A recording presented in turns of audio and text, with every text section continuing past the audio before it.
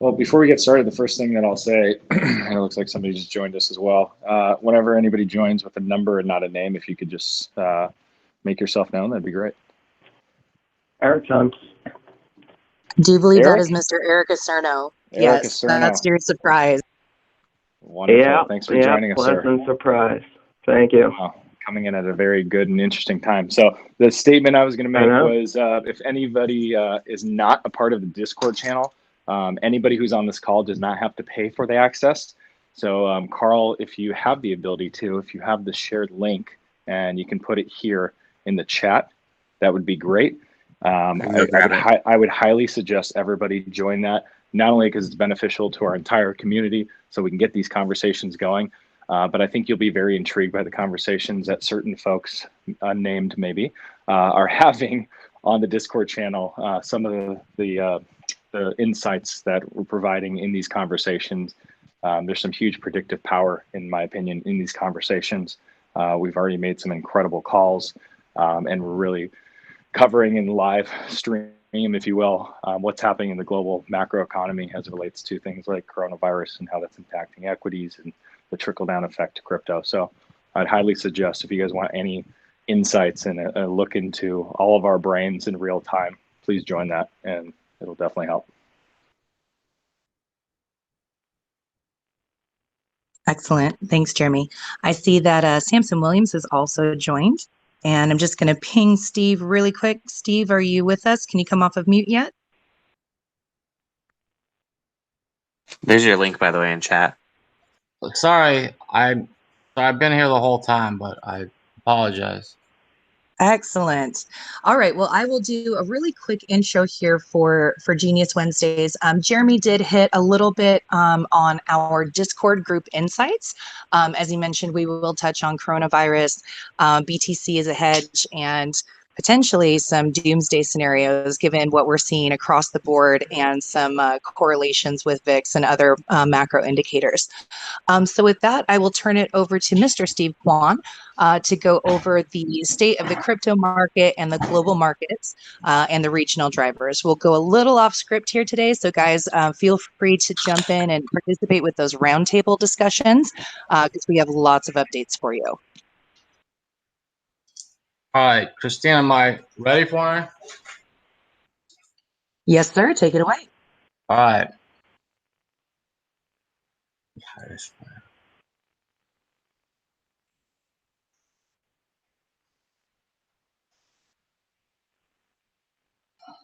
Okay, so I'll normally there's a pause for Q&A, but I'll just try to move along because I guess I'm interested to see other people's thoughts versus just me kind of talking. But the focal point is going to be Chinese equities, U.S. equities, crude, gold, and Bitcoin. Like, I'm not doing the Ethereum and Litecoin spread today.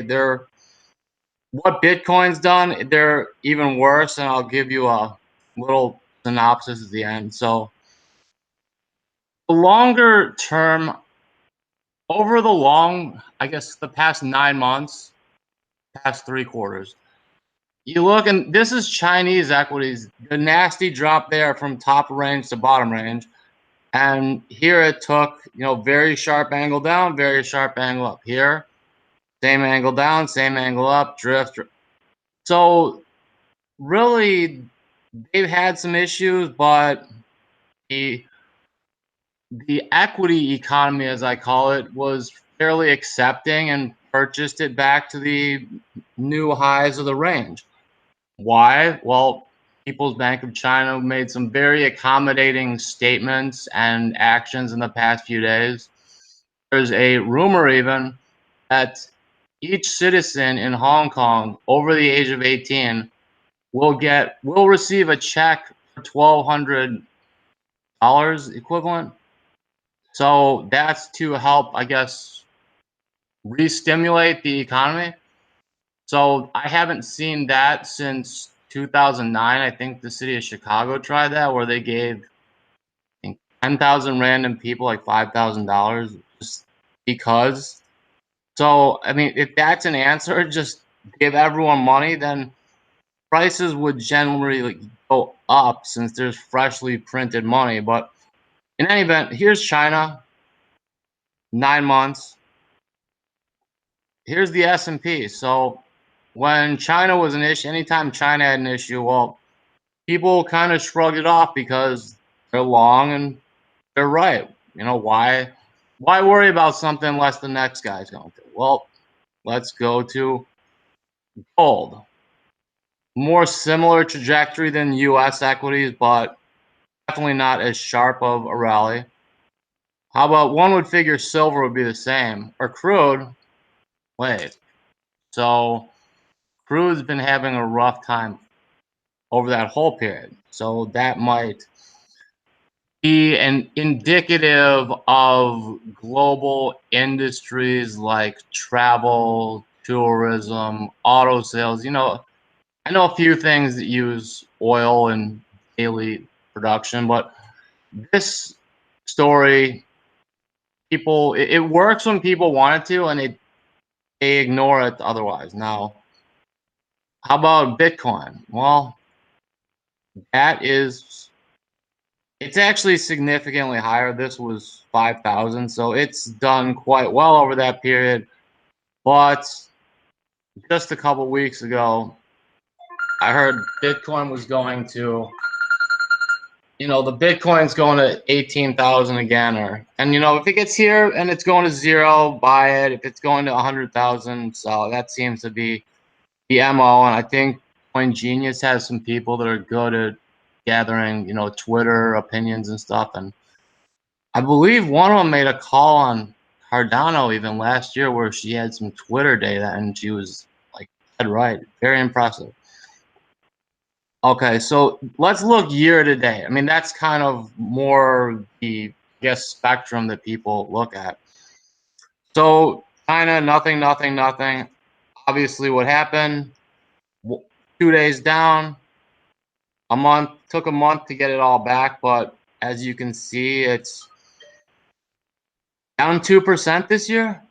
I know, crazy, right? If I told you that Chinese equities were down 2%, but the Dow dropped 2,000, it's all in the delivery.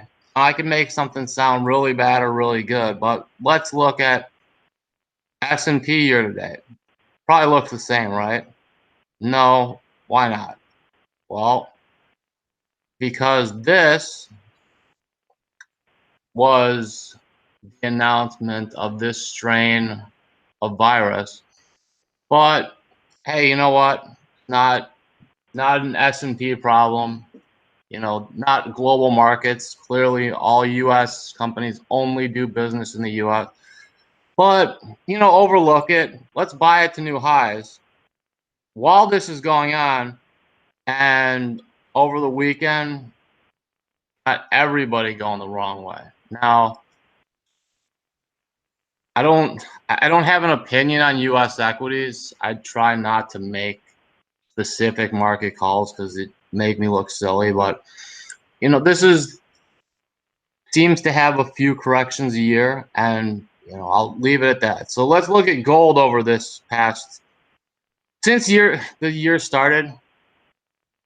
Smooth up, but wait, it actually got hammered in the past few days, and you'll see that as we move down. Okay, so this is silver. Another essentially wasted capital trade. How about crude? Wow.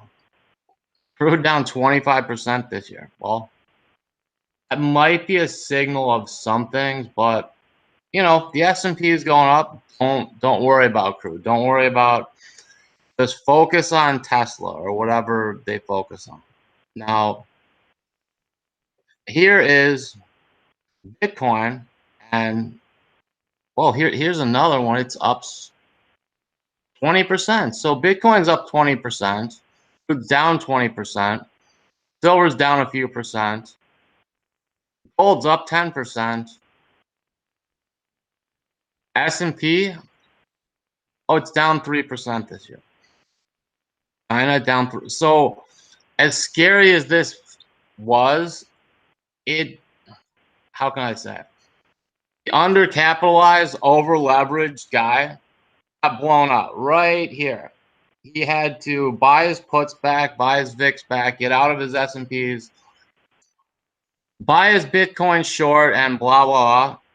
That's just how these happen. Like, nothing really changed over the past few days. I don't know if this price is right here or this price. I'm not making a call on the equity markets. I'm simply saying when things are going down, present the negative story. If you're short, make it look as bad as possible. If you're long, here, just a week ago, everything was fine, right? But it wasn't. Let's move on so we can zoom in. Year to date. Okay. How about since we last talked? I mean, that's probably a better metric. Surely there must be somewhere.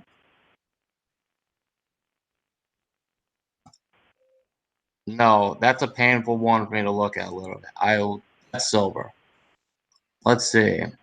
Maybe gold looks different. Wait, gold was down yesterday?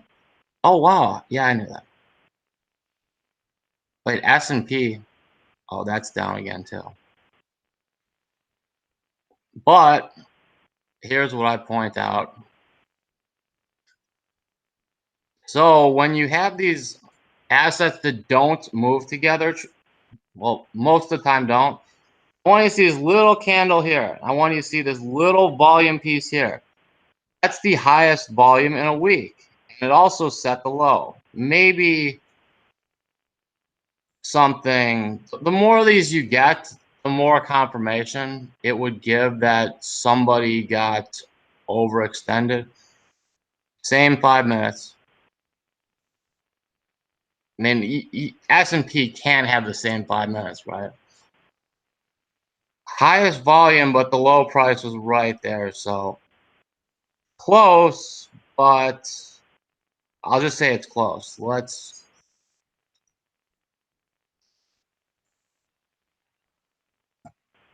Whoa, and Chinese futures, same time. That's pretty impressive.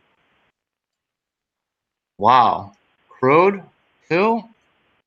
Okay, so that confirms that some very large players, I don't know who, clearly had to make trades that they did not want to make. And they most likely involve getting out of crude, getting out of gold, getting out of silver, getting out of Bitcoin, getting out. Now, here's the concerning thing about gold and cryptocurrencies for me. And yes, I have length in both of those. So I say that, and having been dead wrong the past day, I'm not pretending like this crypto and gold and S&P move all together was something I planned. It wasn't. When losses are extending in the equity market is at least temporarily stopped going down, which you have to do. You know, things have to consolidate before they reverse.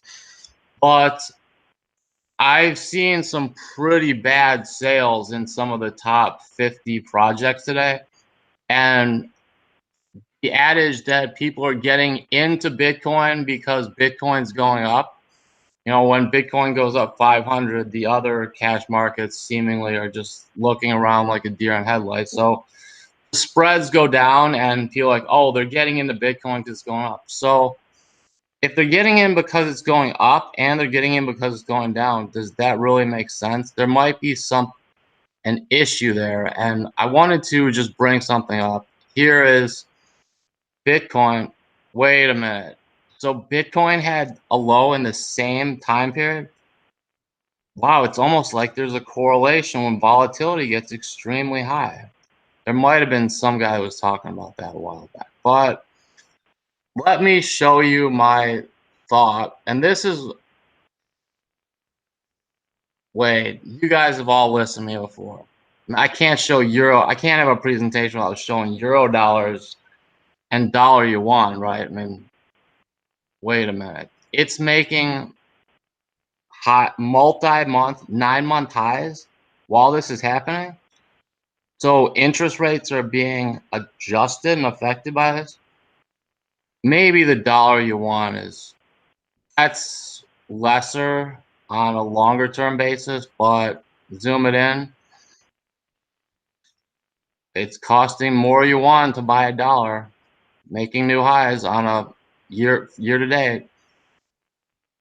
Euro dollar, new high year to date. How about 1 week? Well, you can imagine. So again, this, and painful as it may be to have lengthened something when it's going in your face, I'm definitely not someone to get in front of a moving train and try to get run over, but I definitely try to mitigate losses while paying very close attention to this and this, and looking for a confirmation that this is actually a time to rebuy a metal or a crypto. I guess we'll talk specifically Bitcoin, since that constitutes about 64%. And this is my question to all of you and anyone else, and please share this with as many people and ask them if they think there could be an issue. When there was a gold standard, it wasn't, you can dig and dig and dig. You can find gold still. There's probably gold under my house, but it's just down at the core of the earth, so it's not profitable. But you can get something out of the earth. With Bitcoin, it's absolutely positively finite. Like, there's no question. It's simple math. 21 million and change, if I'm not mistaken. No more, no less. And it's on a schedule. So that's good. It was the birthplace of many projects, many ideas, many companies. I would say if Bitcoin was not invented, we probably would all not be on this call now. But there's an issue with having a organization that's in your indices, the metric of the main trading pair. Now, in the Dow Jones, we quote it in dollars, but people just look at it like the Dow Jones is this, because in the US, the dollar is the medium of exchange, or primary medium. But I'll give you the example and I'll conclude this. Currently, this was printed, I don't know, a half hour ago. So basically, Bitcoin 8,800, market cap of it 159 billion, everything else 90 billion. You can see there's 5,146 projects. This is from CMC, a la coinmarketcap.com. So that means that the 90 billion is at 5146, and it's obviously weighted heavily. Now, for those that are purely of the math belief, well, we know there's well more than 21 million Bitcoins of exposure in the market now through futures, swaps, options, etc., but there's nothing we can do about that, so it is what it is. But if the Bitcoin dominance, which most of my early trading in cryptos, I saw it under 50% in the latter half of 2017 and early 18. But that essentially can't happen. Now, we know if everyone goes to sell or buy something, the price is going to move drastically, but work with me on this. 249 times 0.5. So if Bitcoin is the pair that, I don't want to say every, but nearly every project trades against primarily and is measured, as I've gone over, if you know the Bitcoin Satoshi price of something and you know the cash price of Bitcoin, I can tell you the cash price of Ethereum or A coin, B coin, Z coin, whatever coin you want. It could, and people would just simply, clearing firms just use the last trade or an average of the bid ask or something. So on illiquid names, say something didn't trade for 3 months and Bitcoin goes I don't know, let's use some ridiculous numbers. Let's go back to January 2018. Bitcoin market cap was 340 billion. Everything else was 650 billion for a couple hours. That means that if everyone, and I do say everyone, that owned this everything else went to go exchange for Bitcoin, there would have been an issue, correct? I mean, if I go to trade my A coin for Bitcoin on the bid and then the exchange says, I don't have it to give to you, that would be a problem.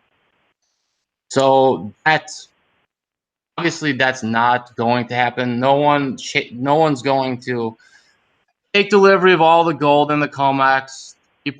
Everyone's not going to JP Morgan to take out all their cash. Like, we know that, and that's why the fractional reserve system works. Now, I do like the Bitcoin and the fixed number system. I think it's something fresh, and I think it's what I call the modern day gold rush. And, you know, there's things like Ethereum and Doge, which I am a fan of. They're fixed by year, but they're not fixed by, there is no fix on the year, so to speak. So that's slightly different, but at least I know what's coming in a year, where the, you know, Litecoin, Bitcoin, I know exactly what's coming. And the fact is if that's how people really want it to be, if they want it Satoshi vision, which I don't know, I'm open to new things and old, so I would let others decide. This can't happen in theory. You should have the, I guess, Bitcoin, you know, aficionado saying, hey, this is broken, but that would be bad for everything, you know, A coin, Bitcoin, whatever coin. But I will note that was the point, that was the largest growth or rally or price increase, which gave a lot of startups capital. What they did with it, I don't know, as many have gone by the wayside. But by having, I guess, a leverage to the actual, you know, Bitcoin valuation, it did work for growth. So today, where are we? The most any new company could be worth, if everything else is static, $35 billion. So these 5146 companies, if Bitcoin didn't trade, if everyone goes, I want to pay $87.99, all the offers were at $88.01. No one ever cared at this price again. You only would pay less, $1 less, and sell it $1 more.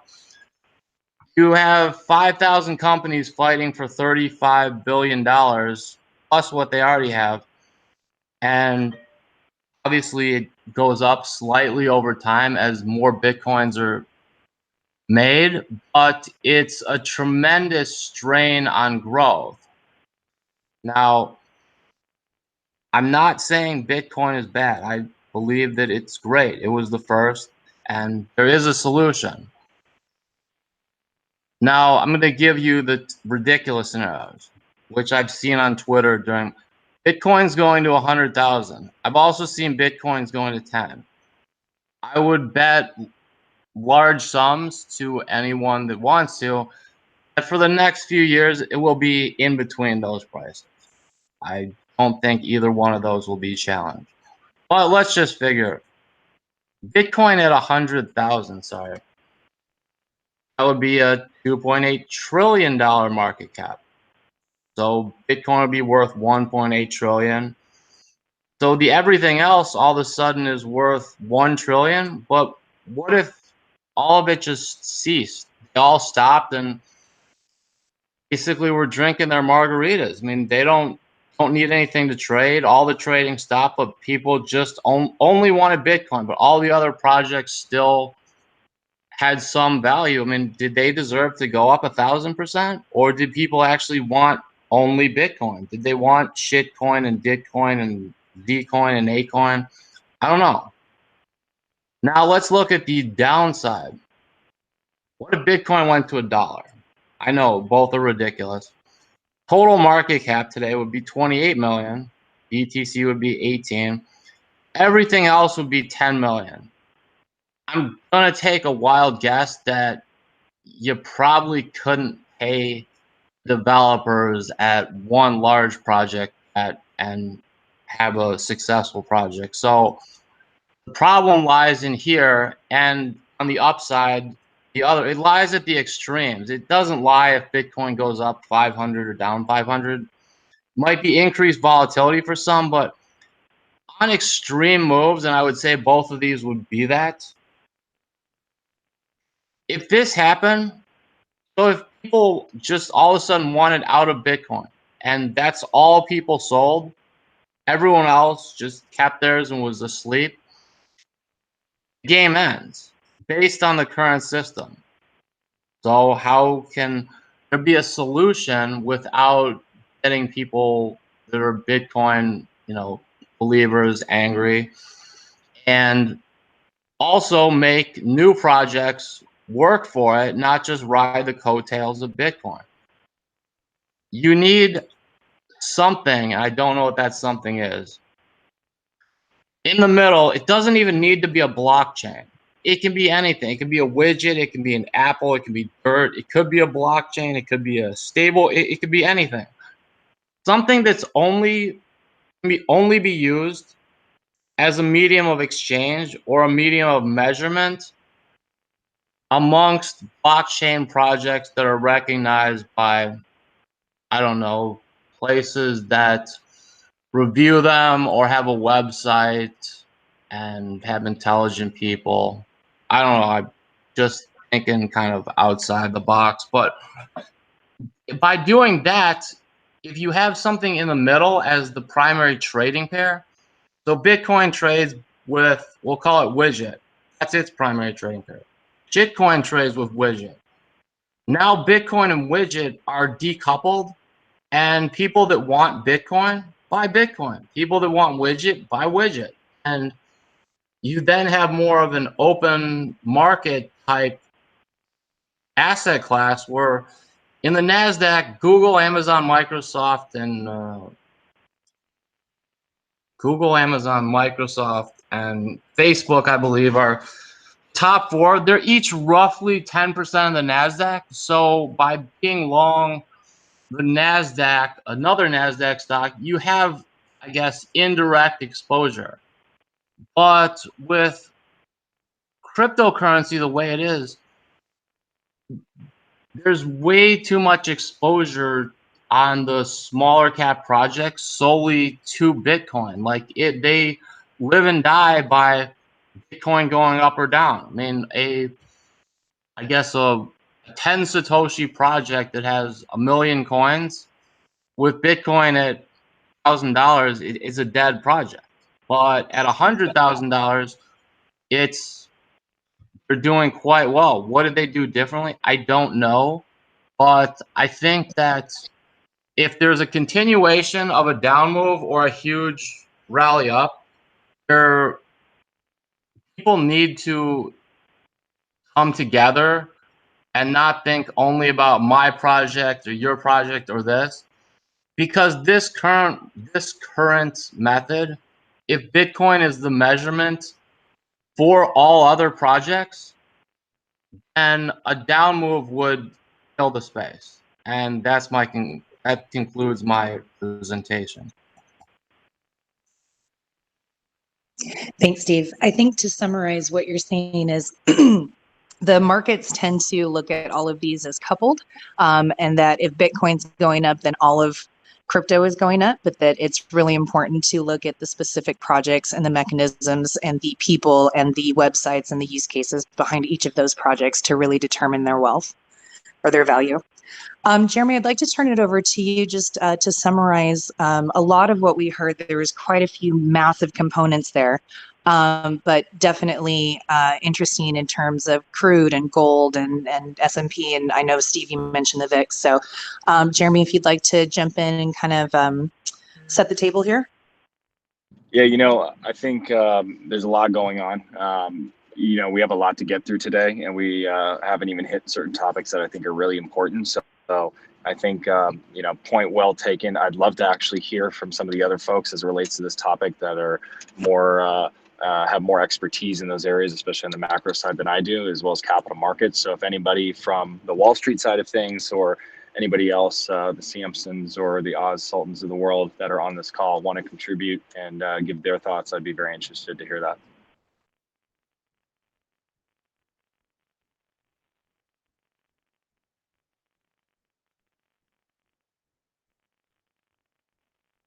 Hey, this is Samson. I was looking for the mute button. Can you guys hear me? Yep. Oh, brilliant. So I just want to chime in, just talking about, I know we're going to probably discuss the coronavirus, but we've been having some interesting conversations here in DC. Just for a little bit of context, back in 2009, I left Fannie Mae for 309 days to work at the DC Department of Health Emergency and Response Administration. It's called HEPRA. Specifically there for what was in 2009 the novel H1N1 flu, and we did vaccines. We ran vaccine clinics for them, and so I still stay in touch with them and taking those lessons from 2009 and applying them to today. In 2009, it was a little bit different. The world was still in the midst of the 2008 recession, but not to badmouth the administration, but we're going to point out some really harsh realities of of the current administration policy from 2007 till today, and how they've impacted our ability to respond to global pandemics, or the possibility, and how that's impacting the market, and then how that's going to just impact day-to-day life. So right now, there's around 50 people in the U.S. who have the virus, which isn't a lot of people at all. It's more so the sound bites and stigma around it. So in 2009, when the novel H1N1 flu came to be about, social media did not dominate as it does today. So Twitter was in its infancy, and all of these other social media platforms that connect people in the world, they either didn't exist or were just in their infancies. There was definitely, I don't believe there was WeChat in 2009.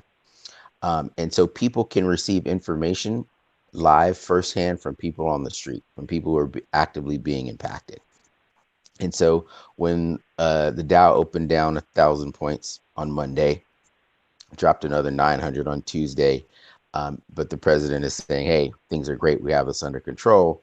It's the difference between someone who is giving talking points versus what's the boots on the ground. And so we have the Health and Human Secretary. This gentleman's name is Alex Azar. You'll hear this a lot. His Azar is Azar. You can Google him. He has different talking points about the readiness of the United States to respond to this pandemic, to respond to this threat.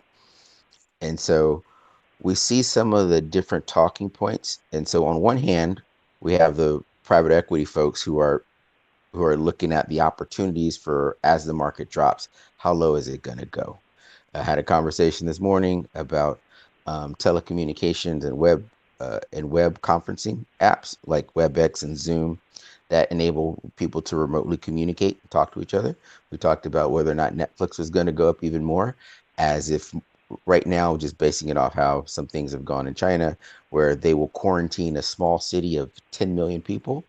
What do those people do at home? So they watch a lot of Netflix. There's also a boom in delivery services. So there's some traditional businesses that are gonna benefit from the coronavirus response. But what about here in the U.S.? Well, part of the challenge was that in 2008, the CDC got 80% of its budget cut to prevent global disease outbreaks. So initially, the U.S. had a presence in 49 countries. After the administration cut the budget, they're down to 10. And so we saw the gentleman from Iran who runs the Iranian Health Ministry on the news the other day. He was talking about the coronavirus, sweating profusely. It turns out he had the virus himself. And because what we've done in Iran to sanction them, now you have a few million people who don't have the infrastructure and the healthcare infrastructure to maintain themselves, but they have people leaving the area, going elsewhere. So, and that's just, Iran is just one instance. It's around the world where, just through our America First policy, we've put ourselves in an odd position because we cut our funding domestically for Health and Human Services, for the CDC, as well as globally. And now we're going to have to figure out how to combat this at our doorstep. And the point where our conversation came to a standstill of whether or not we should be worried about the zombie apocalypse, the corona apocalypse, is in China. One of the lessons learned from the Chinese government is the Chinese government, to their credit, they made the hard decision. They decided to quarantine entire cities. And so China has 1.2 billion people. Wuhan has approximately 12 million people in the city. So them quarantining a city of 12 million people is for China is not that many people. But for the States, that's roughly New York. New York has around 16 million people. So think if we decided to quarantine New York, Chicago, Los Angeles, Houston. I think in the entire state of Florida, there's 24 million people. And so what would happen to commerce? When we look at the airports in Singapore and Hong Kong, when they're huge international airports, but there's literally a handful of people at the airports because they've canceled all the flights. What is the impact of if we just canceled international flights to LAX or to LaGuardia or JFK?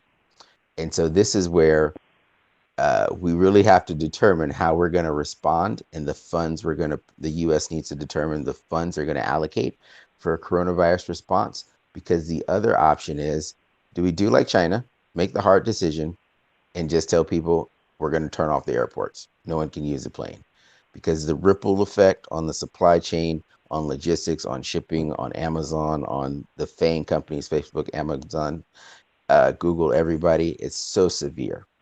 And so we have some political realities that are going to give us an opportunity to see, as the stock market turns red, as it hopefully doesn't continue, as it drops, as it declines, because just the global economy starts to the global logistics infrastructure starts to slow down. What then happens to Bitcoin as our cryptocurrencies or any alternative investments as potential lifeboats for value? Because again, I'm going to conclude my rant on China made the hard decision by shutting down its airports. I don't know if in America we have the political will to do that. And so if we don't, we have the potential to have a true outbreak, a true pandemic outbreak. And if we do, we're going to have a huge economic ripple.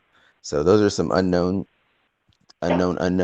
but it's definitely something we're going to be tackling over the next week or so, or actually over the next couple of months.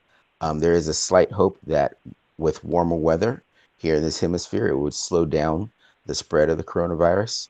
So in the meantime, just continue to wash your hands and, to the best of your ability, use technology to implement some kind of social distancing from people, just from human beings in general. So that's the end of my rant. Nice. I tend to agree with a lot of things that you're saying, and I know that there's probably some folks on the phone that have very specific reactions to that. Anybody want to step up and just give your opinions in terms of what's going on and some of the statements Samson made? Do you tend to agree, disagree? Oz, particularly interested in your thoughts as well.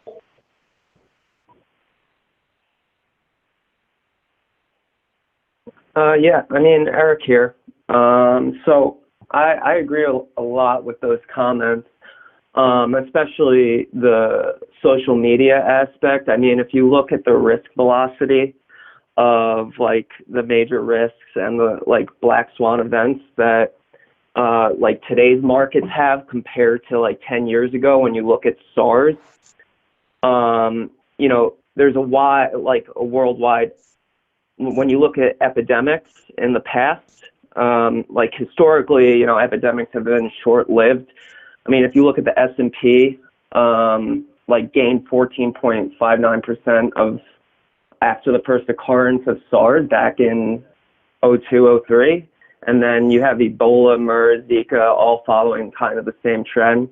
And then you have epidemic or pandemic or epidemics like HIV, where the market went negative. It was already negative 0.3%, and then it goes to negative 16.5% a year later, so over that 12-month period. So the severity definitely has market correlations. But also the interconnectedness of the supply chains and the stock market.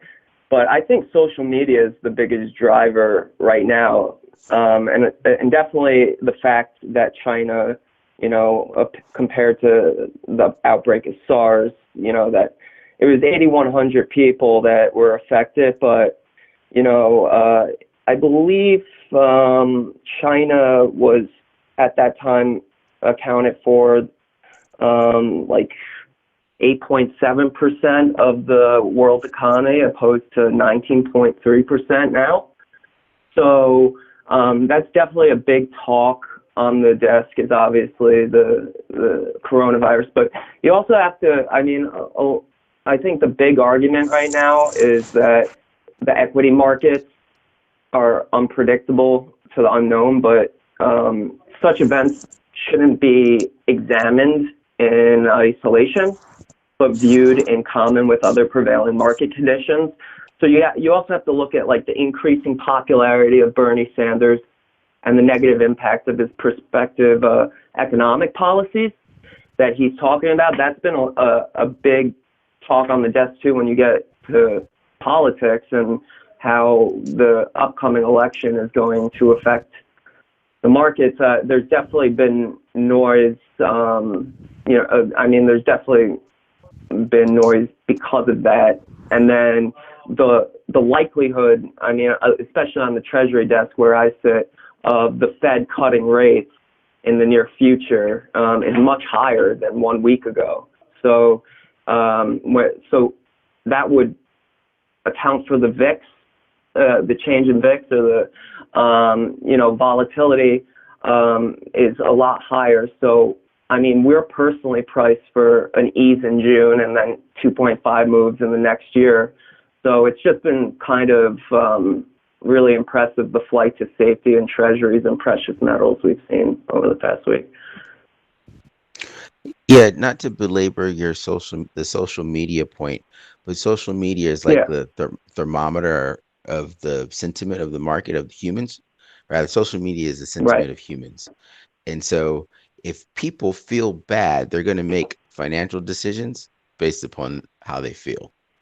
And so unlike in 2009, again, social media was in its infancy. And so as the US, as our health infrastructure isn't as prepared as it could be, you're going to see the moment we have 100 cases, and they're going to tick, because I think they're going to be confused with just flu. And by the way, everyone go get your flu shot, because the flu kills like 8,000 people a year in the US, but that doesn't count as a pandemic because we expect it. There's going to be a visceral reaction by humans to, oh my goodness, these are the end times. And I think that's, you're going to feel it in the markets, and they're going to start looking for some exit strategies, or not necessarily extra strategies, of that the people who experienced 2008, where they saw their portfolios drop basically overnight from, they're about to retire to, I'm never going to be able to recover from this loss. They're going to be looking for alternatives. And so it's going to be some very interesting responses to what people look for. I think that because of the narrative and the buzz around Bitcoin and other cryptocurrencies, they will be willing to look at those for the first time with a fresh set of eyes, because because emotionally and spiritually, they don't want to see their portfolios shrink like they did in the recession of 2008. Absolutely. I 100% agree with that. But the one argument I would make is, what do you look at when you take the 3 to 6 month versus the 1 year? Because people's attention spans also are very short-lived. So, the real question is it enough to topple the market and to trigger a full-blown recession opposed to just a temporary drop? I don't think that. So if you have go ahead. Oh, I was gonna say something. Yeah. So there's two things I wanted to toss in here. I don't think we're looking at a full recession. I think what we're looking at is a reset, and here's my reasoning behind this. So about 2 weeks ago, the RMB took a 20% hit, and the Chinese government put 85 billion US into the market to prop it up. Secondarily, you've got 600 million, I believe, in RMB being destroyed, simply because there's coronavirus on the freaking bills. Okay. So the longer term impacts of this, I think, are yet to be seen, and a lot of this is touching on where the actual quarantine is and how big that thing could get. So the current expansion rates on coronavirus are 19% per day, and the kill rate is somewhere around 2.2 to 2.5%. It's a little higher with older people.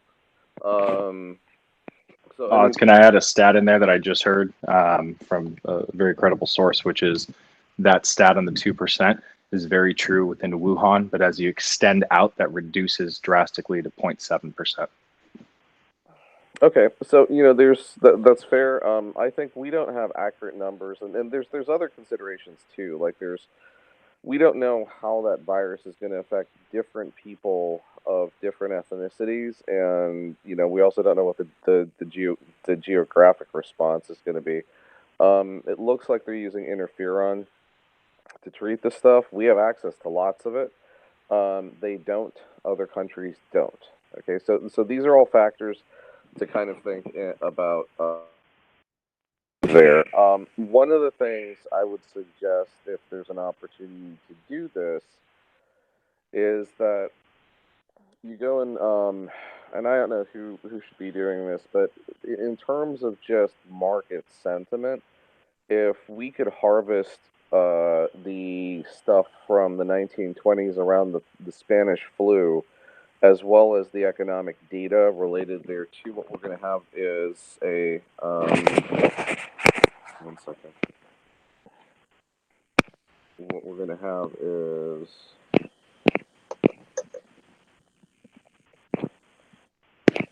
sorry, I just gotta.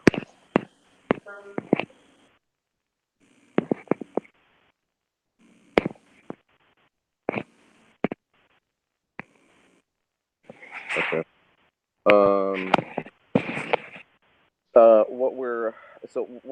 Sorry, just my 3 o'clock just canceled, so I have a little bit more time. So I think there's 3 things here. One is that we can trend and map historical data around the Spanish flu to get an understanding of what the regular shock to markets is going to be. Okay, and that at least gives us some sort of historic baseline in this. 2 is to my point about I don't think there's going to be a full-on recession. I think that the hit is going to be smaller than what we think it is. And I think that we haven't seen the bottom of China yet. Okay. There's also there's a question about what the longer term impacts to economy are going to be, because we may just see a slowdown instead. Let's think about this. Right now we're dealing with 94% of supply chains of Fortune 1000 companies being disrupted. Okay. So we are looking at a reset. We are looking at every single company out there that's putting together our indexes having a reduction. But at the same point in time, Chinese trade period is only 8% of our GDP. Okay. So kind of keeping these points in mind, for us to have a full-on recession like 2008, there has to be some sort of major market driver. And whereas I see, what's happened previously is people are they're not necessarily looking for complementary or replacement goods. The United States, from a food standpoint, is not going to have a problem. The United States, from a technology standpoint, is not going to have a problem. From a consumer goods standpoint, that's probably where we're looking at the biggest hit and the biggest replacement. And the one thing that has yet to be seen, which, I don't know, we're not dealing with the same type of stuff that we're dealing with the Spanish flu, but let's say that 400 or 500 companies are not able to bring the same types of Chinese goods over to the market. The American people are going to be looking for complementary goods, or they're going to be looking for replacement goods. So the latter term impact that you could have of this as well is that potentially we see a hit to foreign market companies, to foreign market indices. We see a reset, a nominal reset on our side. But I looking just at these data points, unless we have a full-blown coronavirus epidemic in the United States, we're not looking at those types of market resets. No, this is Samson again. I think that's a very, very good points.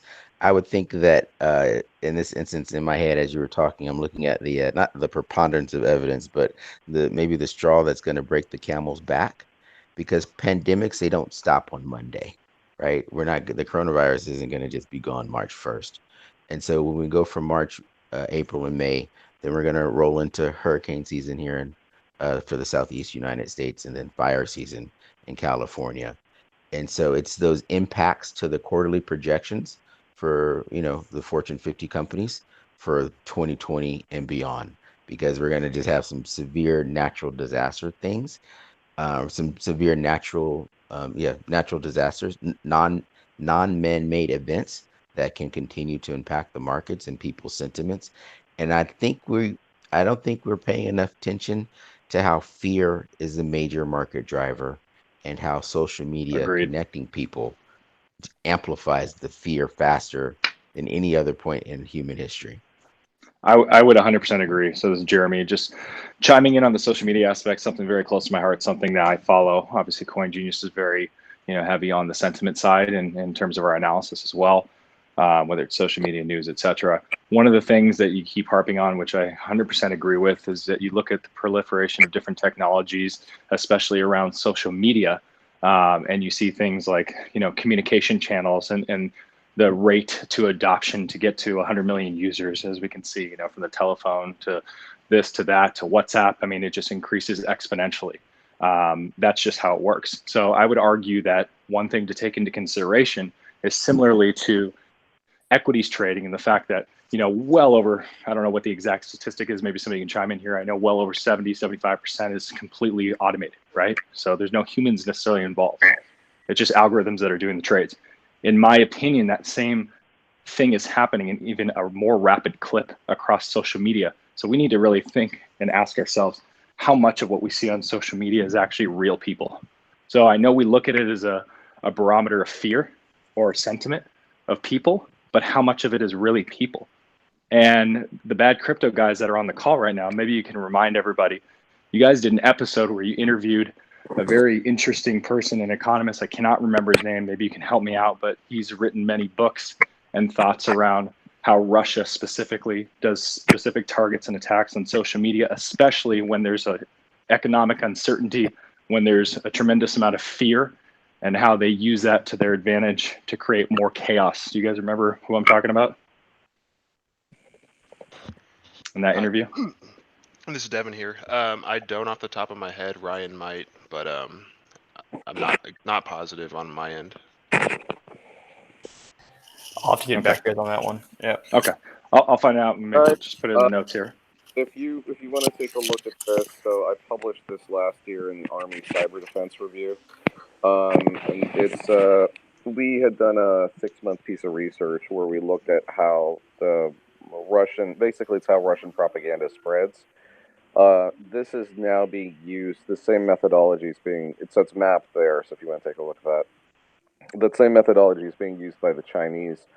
What I would say is that you're looking at different buckets right now. You've got the bot bucket, which we know is there. You've got the propaganda bucket. Like, I was interacting with a Chinese account the other day, and I got blocked simply because I asked a couple questions about the financial reset over there, and the Chinese account was like, what did it respond back? It was like, you are low follower account trying to get followers. And I was like, no, I'm asking a question. But I think we have to break this into different categories if we're going to do some semantic analysis around it. I think the other thing, too, is that if you want to do, there's the opportunity to if there's the opportunity with curves to look at this and say, okay, well, where are we trending in terms of primary keywords, right? That's one. Two is, where are we trending in terms of what sentiment? Hey Oz, you're cutting out quite a bit, just so you know.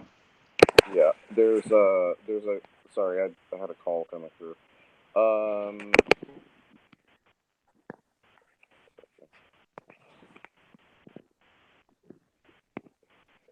Guys, I did find that episode. It's G. Edward Griffin. I just shared it in the notes, so if you guys are interested, it's a very interesting conversation in terms of what we're talking about today. So sorry to just pivot real quick, Oz. I know you're maybe having some difficulties on the phone. I know Rom really wanted to contribute. We don't have a tremendous amount of time. I think we're going to go over a little bit anyway. But Rom, if you want to chime in while you have a few minutes here, because I'm sure you have some interesting thoughts about the greater markets here. Yeah, for sure. I'm Rom, everybody. I don't know if I've met everyone on the call so far, but nice to meet you.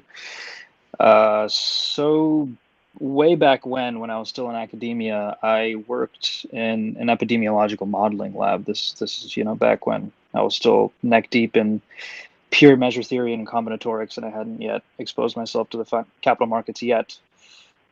So the interesting thing about coronavirus, at least when I was talking to my PIs recently and discussing with them about it, is it's categorized rarely in that it is what is known as a fomite-mediated pathogen. So what that means is, okay, higher level first.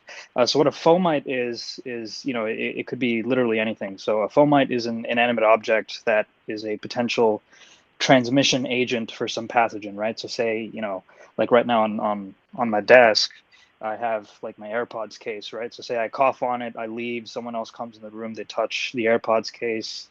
What is the probability that, I can transmit my pathogen to the next person by the AirPods case, right? So it's a Markovian approach of looking at all of these things that exist in our environment. And the vast, vast majority of pathogens that exist today, their fomite-mediated behavior is basically irrelevant, right? There are some exceptions like norovirus and other enteric pathogens which can live on fomites for an extended period of time, which is why transmission rates are higher and significantly harder to contain. But with the flu, like say if I cough on an inanimate object and it's not a water body, the pathogen will typically die in minutes, right? Whereas if it's norovirus and say I puke or there's feces and it comes into contact with a fomite, it could live on that fomite for weeks, right? And coronavirus is in the latter camp. It lives, I believe, 9 to 10 days. It's capable of living on a fomite without intermediary intervention or without liquid suspension, which is highly unusual and which is, I believe Oz mentioned earlier that the Chinese have destroyed currency because of this property of the pathogen, essentially. And this was back when I was in academia, so paradigms might have shifted. But they used to use a model known as the SIWR model. If there are any other quantitative people on this call, it's a set of partial differential equations that people use to model disease expansion and outbreak potential. But that model, which was actually my focus when I was working in that lab, was adding fomite-mediated behavior to it, right? Because the SIWR model ignores fomites because for most pathogens, they're not relevant. And that's, to my knowledge, what people are starting to use now to look at things like coronavirus, right? So if there are funds that exist that, for instance, use certain models to predict disasters in certain events and how those disasters could potentially disrupt cash flows at a very high level of anything, supply chain, whatever. And they use that to develop macro strategies, and presumably if you developed a strategy that revolved around modeling the impact of a fomite-mediated pathogen such as coronavirus on markets in some way, that would probably be a tenable strategy. It's one of the problems that I noted, and I've kind of seen cross-sectionally across market verticals, is that the vast majority of quantitative people either stay in academia or they get eaten by capital markets. It's very common for a lot of mathematicians, computer scientists to get poached by shops and funds if, for instance, they don't make tenure and they're salty about that. That tends to happen quite a bit. But it's interesting to see. I think that's one of the reasons why people are really worried about coronavirus. It's not necessarily that fatalities are high or that it's killed absolutely a very large number of people, because as we know, flu today is significantly more dangerous if you're just looking at total fatality rates, or malaria or dengue fever or any of those things. But the fact that it is capable of living on an inanimate object for so long is why a lot of people in the WHO and the CDC are worried about it expanding and crossing borders, because it is very, very hard to contain a fomite-mediated pathogen unless you take extreme measures. And I know very, very many people in China, and the entire country in certain sections is basically under lockdown. Like, you can't leave the house, you can't go out and get groceries, you can't go to work. You can sometimes work remotely if the possibility exists, but in most cases it might not. It's really, really bad. Like, there's certain sectors where companies are literally, they're failing because their employees can't work, which means they can't sell their product, they can't do their services. And the Chinese government is really, really struggling to try and find some sort of set of mitigating policy arrangements that could allow the banks to bankroll these organizations. And these aren't like middle market cap companies. These are very, very large companies that are starting to go under because of this lack of employee support. And it's really, really bad there.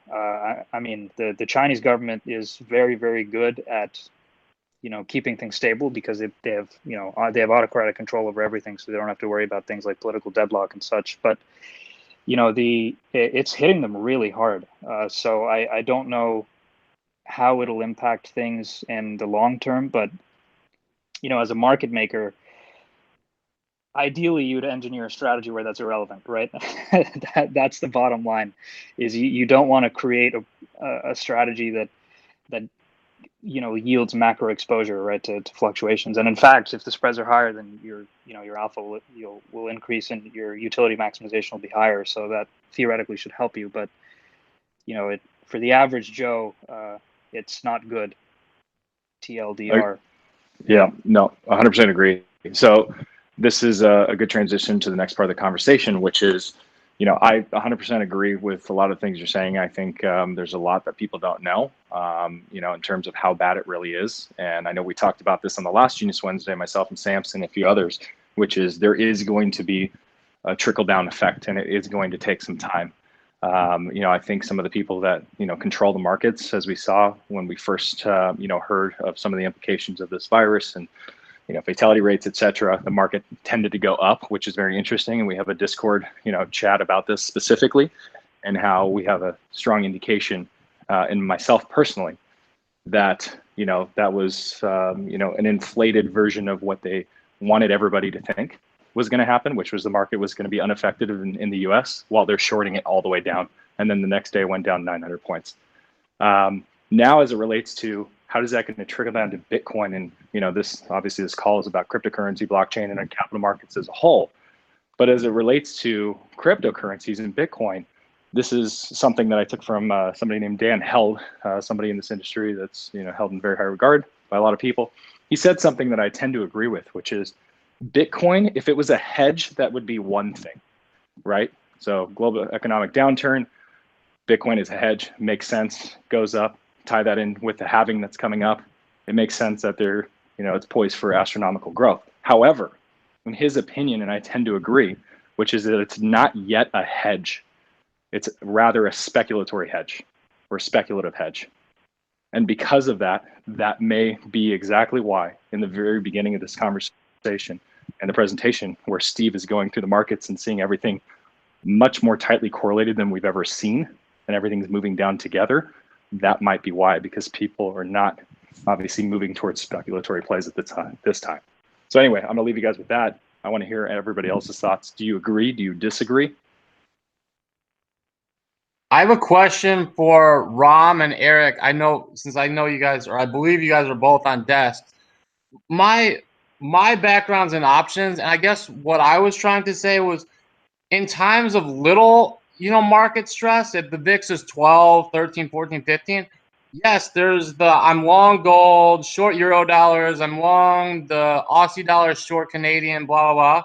But as, vol elevates and guys like, oops, I just lost ABC, and things start to move together. Why? Because Bitcoin didn't go from, 1,000 to 10,000, but I was just interested to see your guys' thoughts on my theory that the correlations go their own way in low volatility, but they're very correlated up or down in high volatility.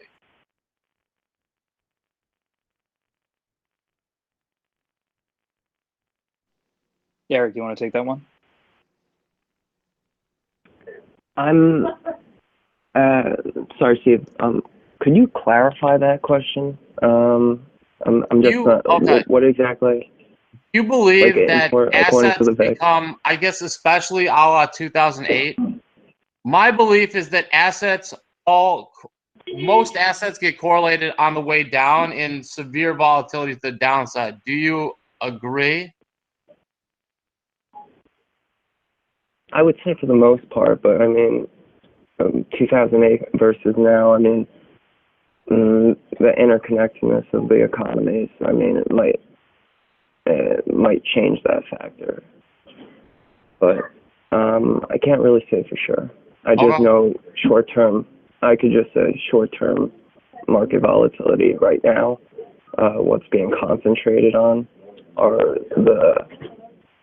of course, the coronavirus, but the Fed cuts as well. And that's just like, flight to safety, like treasuries and gold. Just traditional. Gotcha. So I can't say for Bitcoin. Okay. Ram, you have any thoughts on that? Yeah. Well, I haven't been exposed too much to foreign markets, but what I will say is that typically, if the market is more complex, right? So in areas where volume is really high, in general, the dynamics are not, trivially something that can be correlated usually. Whereas in places like in Vietnam or Thailand or Indonesia, or post-modernizing industrial economies, that are on their way to becoming a powerhouse of some sort, they're typically much more easier to model.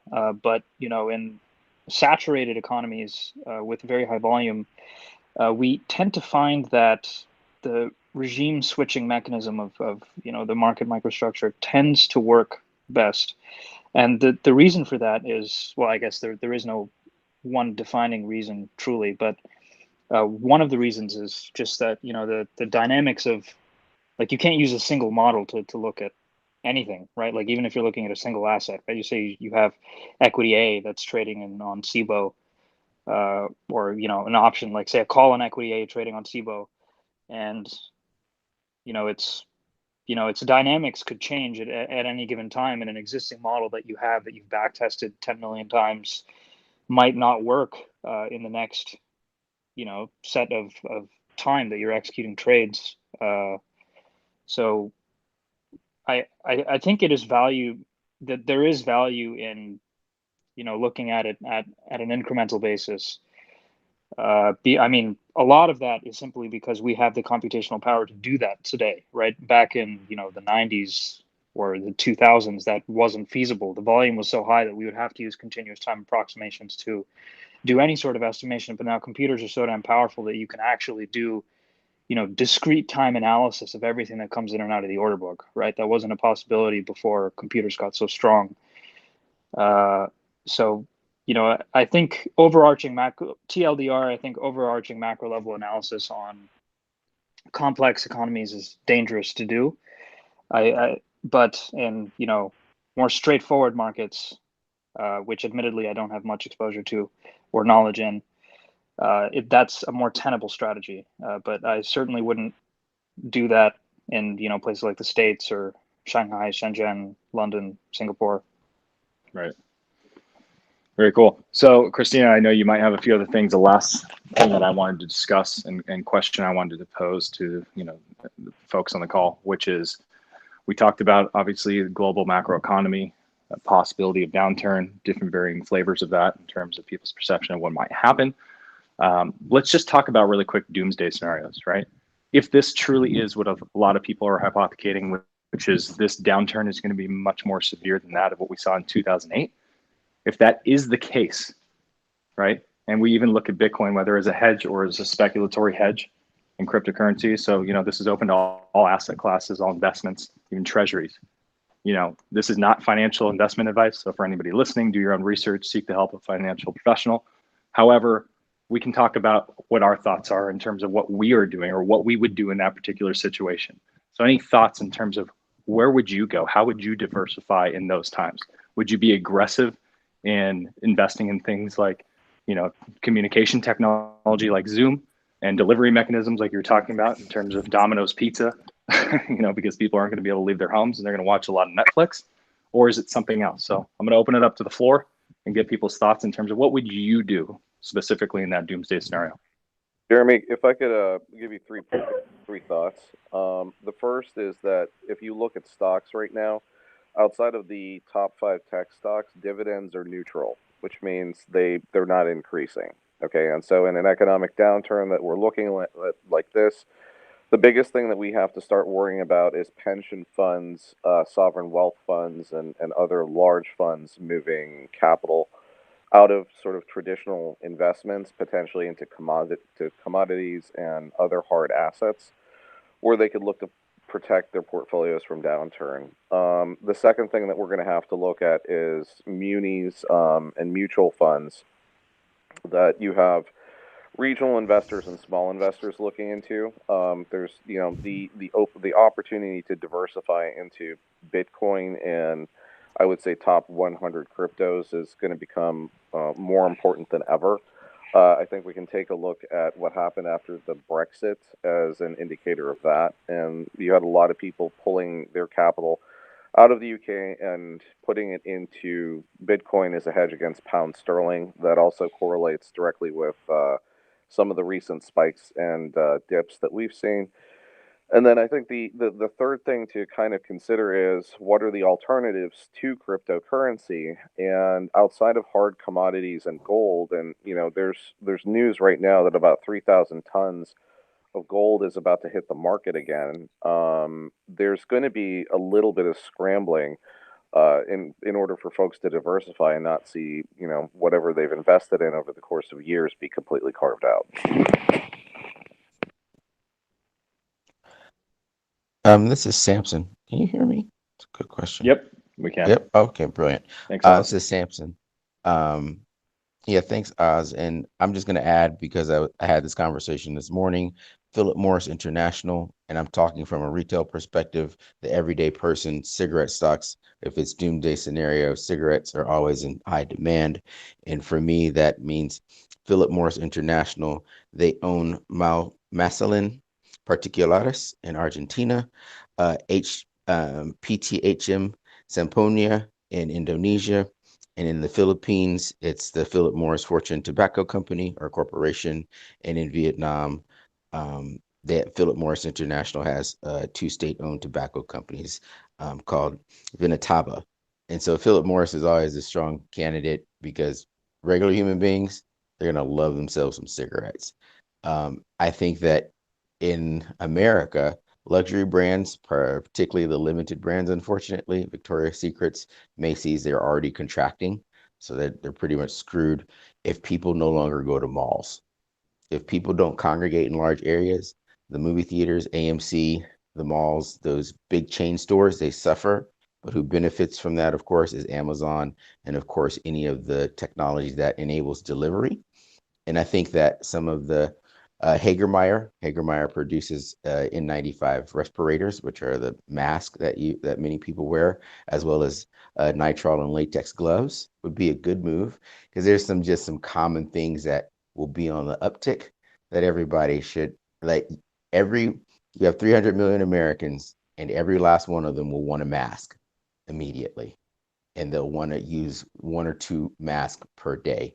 And just think of the spike of that demand. And just think, if it's really doomsday, what are those other commodities that regular human beings are going to turn to have immediate consumption of?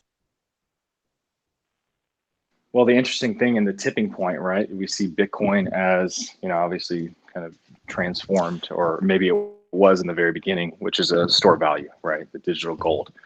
The problem it's had is, fulfilling its, goal of being a peer-to-peer payment system. However, in a world to where, this new blockchain and cryptocurrency technology was created, the internet being, the way to transact information across the world in real time with no barriers, right? And now Bitcoin and cryptocurrency, a way to transact value. Now that value becomes much more palpable to folks who are sitting in their house and have to transact in a way to where it's agnostic of global economies, and there's no barriers, and there's nobody that can shut their bank off. That becomes a very interesting use case at that point, in my opinion.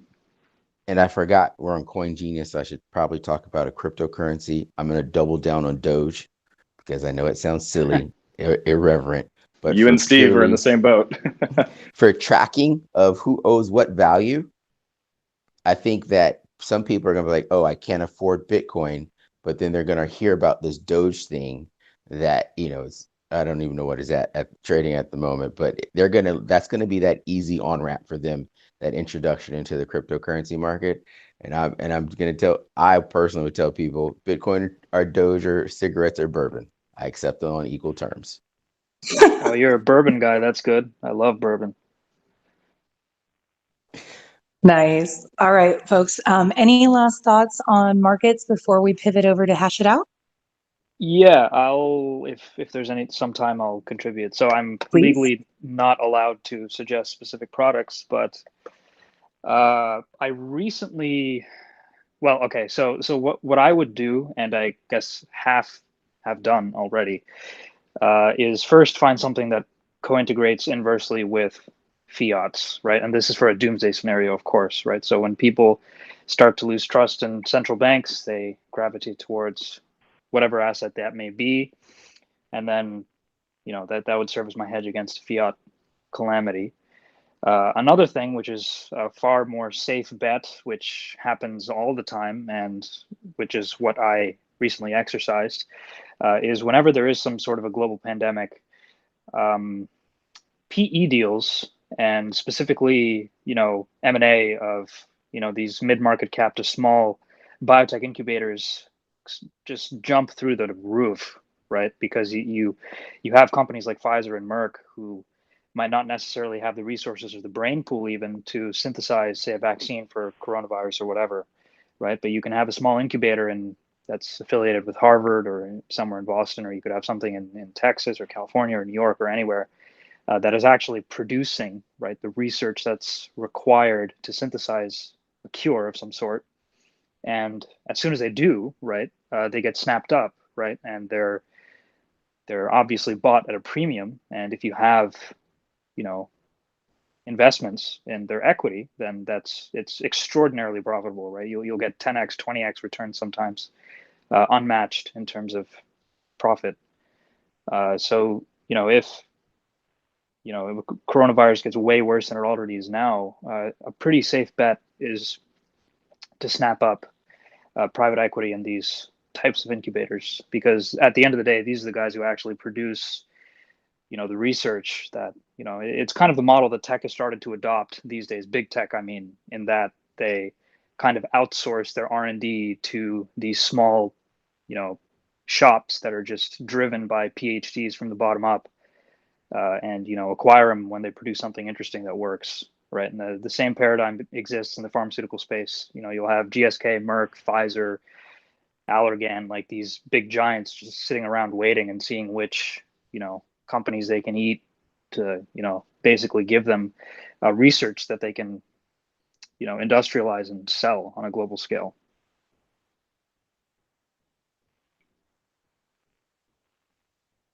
Yeah, that's great. Love it. All right, Christina, I think the floor is yours. We can move the final segment of Hash It Out now. Awesome. Well, this has been fascinating. I'm actually glad we dedicated some extra time. So thank you, everyone, for your contributions. So, Dustin, I know you thought you were going to be off the hook today, sir, but we've been having some excellent conversations about mining, and especially, when you and I talked about having a trading mentality as a miner and how much that kind of crosses over here. So, Dustin, I will turn it over to you. Well, thank you. Now I was just sitting back listening to you guys. It's just an interesting conversation about how these viruses kind of affect everything. And I'm not sure how it really correlates over into the mining market. Like I know I've seen some posts and stuff like that about, manufacturers are delaying shipping on these ASIC miners, but nobody really knows how that's going to affect the market. As far as like mining goes right now, it's kind of been boring. It's kind of just like trading. I mean, when the market's down, it's meh, but the biggest thing is, and I kind of sound like a broken record, is right now mining's kind of not this bright shiny object like it was, because the price of the market's down, the profits are down, and everything like that. And so it's kind of an interesting time because it's kind of like the exchange of hands. So people are selling hardware. There's other miners that are more experienced that they're buying hardware for pennies on the dollar. And it's pretty simple to me. I mean, a lot of people, they always ask me what coin to mine. What do you think about this coin? What do you think about that coin? And kind of my go-to answer is just to use what to mine. And right now, as far as mining goes, I'm just mining some Ethereum, and that's really it. It's top of the charts. It's one of the most profitable coins to mine. A lot of other miners would disagree with me on that. There's, oh, you should mine this coin, you should mine that coin. But at the end of the day, I can mine, if let's say I mine XYZ coin, but I'm only making 20 cents a day in Satoshi value. Okay. But I could mine Ethereum and make 40 cents a day, and then take that Ethereum and go buy that coin. And so I just kind of wanted to bring that up because a lot of people, they always ask me like, well, what do you think about mining this coin? I can mine 1,000 of them a day. And I'm like, well, yeah, but I could mine Ethereum and then buy 2,000 of those coins a day. I don't know if that makes sense or not, but essentially that's kind of my strategy. That's been my strategy for a long time, is just mine one of the most stable coins, which I think, one of the most stable mineable coins other than Bitcoin to mine is Ethereum. And so that's been pretty much my strategy for the last 3 years for the most of my farm, is just continue mining Ethereum. And then if I find a coin that's kind of interesting to me, I'll just exchange the Ethereum that I mine and go buy that coin versus just mining it. But, at the end of the day, what's kind of interesting about some of these cryptocurrencies when you mine them, I think that, a lot of people kind of get caught up, in the technicals of it. But at the end of the day, you kind of have to ask yourself, are you mining that coin to hold it long term? Or are you just mining that coin to accumulate more Bitcoin? Because we all know that the price of Bitcoin has these large swings in it. So, the investment strategy, I think, for most miners, most new miners, and myself included, is we just want more Bitcoin. We don't really care so much about this coin, that coin. The reason why we accumulate those coins is because they go up in value and they give us more Bitcoin when they go up in value and we sell them. So, that's really it as far as the mining market goes. The profits have been down a little bit, and that's just because the price of Bitcoin's going down. And so, if you're a believer like I am, like I said, there's no better time to get into mining than right now. But if you're not a believer, then I would suggest that, instead of, as Steve would say, getting your blood pressure going, then don't get into mining.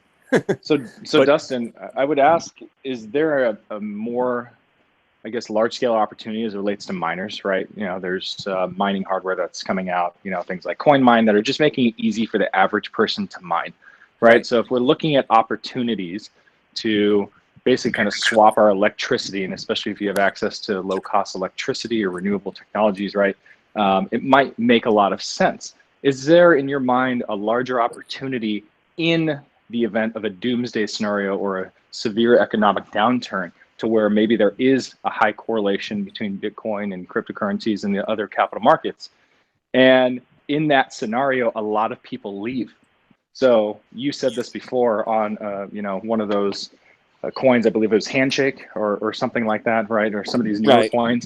All the miners want to get in right away before everybody else knows. They don't want to spread it around because profitability is highest in the very beginning because there's not a lot of people pointing their hash power towards that particular project. So in essence, is there a bigger opportunity as people leave the market in waves because there's less people overall mining these particular projects? And then how do you assess that in terms of profitability for looking at hash power pointed at particular coins? Well, yeah, I mean, I definitely think because, you know, if say, you know, there was 1,000 miners mining Handshake and then a press release came out and somebody's, you know, it was like, maybe it was a fake press release, but it was some kind of negative sentiment news or something like that. And, you know, now there's only 500 miners mining on that network. Well, now the block rewards have not changed at all. The difficulty goes down. And so therefore your yield goes up, right? Now I backed it up to say this, you know, you really kind of have to do your research and know what's going on in the back burner, whether that's fake news or whether it's just going to flop and be a dead project at that point. So I would say that, you know, the miners that are kind of probably benefit the most are the ones that are accumulating coins now. You know, some miners, they use this instead of just going to Coinbase and buying coins and KYCing and doing all this other stuff that they, you know, don't really, you know, they don't trust that website to stick their personal information in there. So, you know, the miner's mentality is to buy hardware and essentially use that to buy cryptocurrency through electricity, right? But, you know, I think that, you know, there is opportunities to kind of exploit the, you know, people leaving the market, and then the difficulty drops. I'll give you an example. You know, a lot of people just recently kind of got upset at Bitmain because there was an ASIC miner that got developed a while back called the E3, and it was the first ever Ethereum ASIC miner, which Ethereum's ETH hash algorithm kind of prided themselves on being ASIC resistant. Nobody was ever going to be able to develop an ASIC.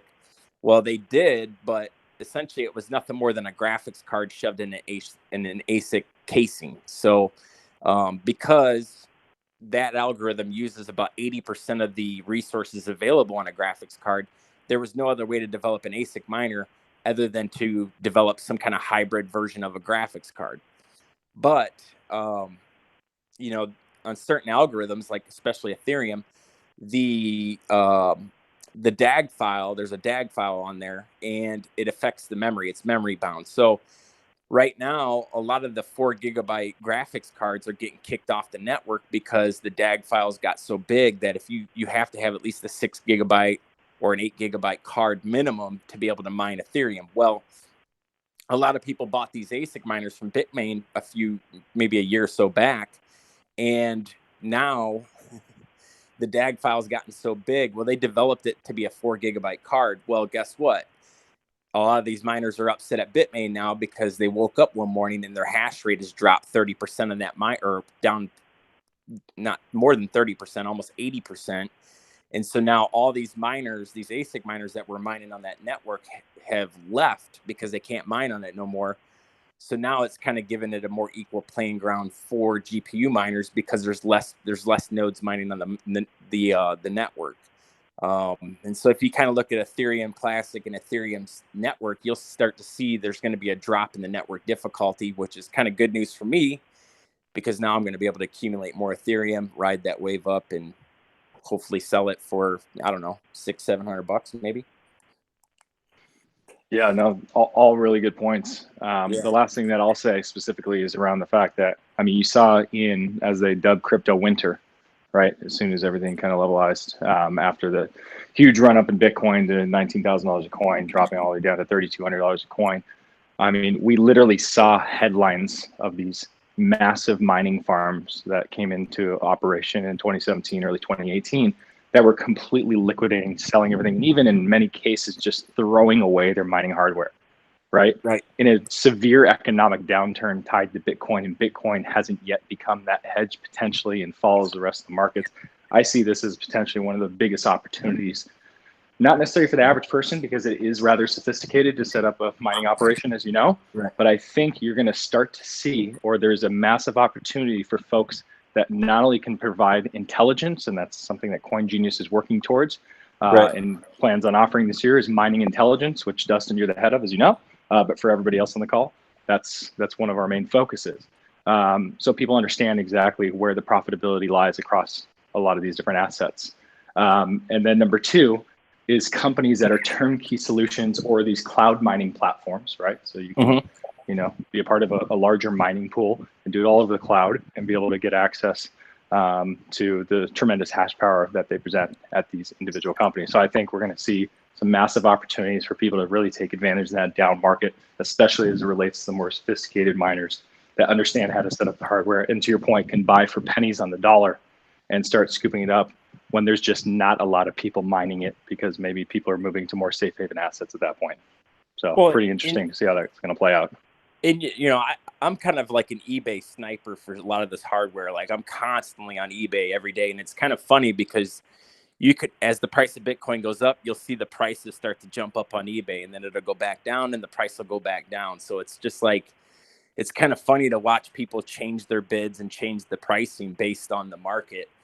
And, the one thing I will say is if you're looking to get into mining, like if you need the money tomorrow, obviously don't get into mining because it's not going to be something, it's kind of like a long-term play. Much like buying Bitcoin right now. If you were to buy Bitcoin, you needed the money tomorrow. Well, I'd say, don't invest that money because you need it back tomorrow. But from a long-term perspective, if you got some extra spare cash, it wouldn't be a bad idea to, diversify the way that you're earning these cryptocurrencies, and mining is a great way to kind of supplement that.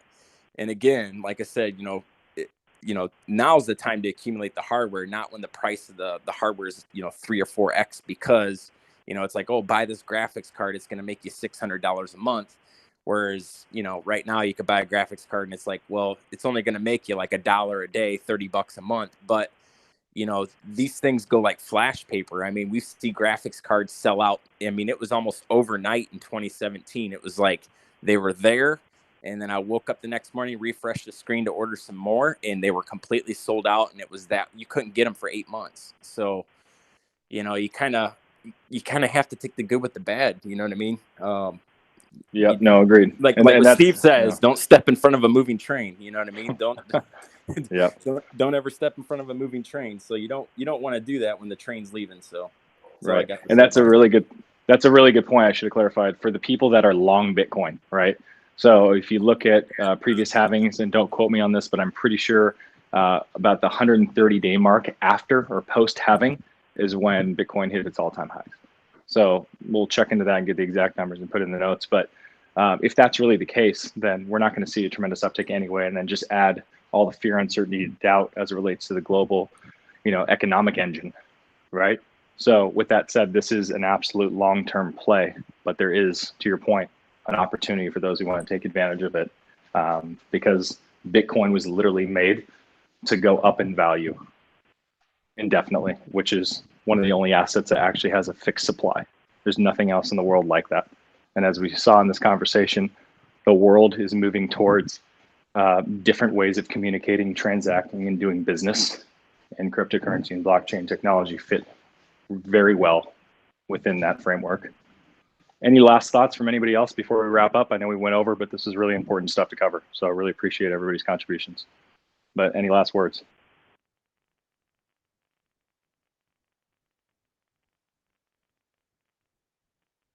Nope. Okay. All right, Christina, you good to wrap it up? Note, we will wrap up my bad. Genius Wednesdays. Thanks everyone for joining. Oh, Samson, go ahead.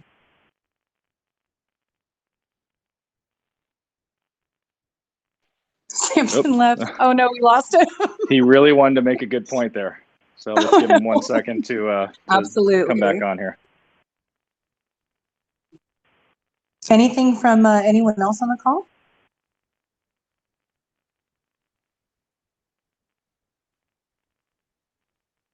Well, excellent. I look forward to digging into all of the metrics and underlying mathematics behind both the trading and the mining concepts that we discussed.